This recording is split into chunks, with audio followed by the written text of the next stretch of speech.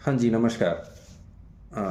अगर मंगल आपके 7th house में हो, मान लीजिए 7th हाउस आपका जो कुंडली लग्न कुंडली का जो 7th हाउस है, सप्तम भाव, जिसे हम मैरिज हाउस भी कहते हैं, रिलेशनशिप भी यहीं से देखा जाता है मेनली।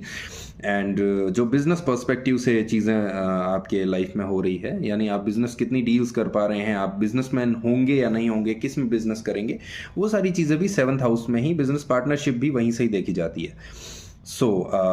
यहाँ पे अगर मंगल की स्थिति अच्छी नहीं है, लेट सपोज कि वहां पे बैठे हुए मंगल के ऊपर कोई नेगेटिव एस्पेक्ट है, या फिर मंगल की ही डिग्री या उसका साइन अच्छा नहीं है, तो वो एक कारण बन सकता है आपकी पर्सनैलिटी को कंप्लीटली चेंज करने का। मतलब नेगेटिव कर देगी आपकी जितनी भी पर्सनैलिटी होगी उसको 7th हाउस के कारकों से रिलेट करके नेगेटिव कर देगी।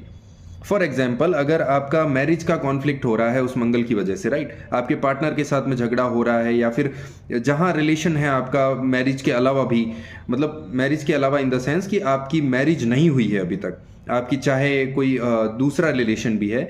तो उसकी वजह से, उस कॉन्फ्लिक्ट की वजह से भी आपके लग्न के ऊपर उतना ही प्रभाव पड़ेगा। और same thing for the business perspective. अगर बिजनेस पर्सपेक्टिव से भी आपकी किसी के साथ में पार्टनरशिप है और उनके साथ में कुछ कॉन्फ्लिक्ट हो गया इस मंगल के कारण, तो आपकी पर्सनैलिटी नेगेटिव हो जाएगी फॉर द सेम। यानी कि जैसे फॉर एग्जांपल आपके मैरिज के अंदर कुछ कॉन्फ्लिक्ट है उस मंगल की वजह से,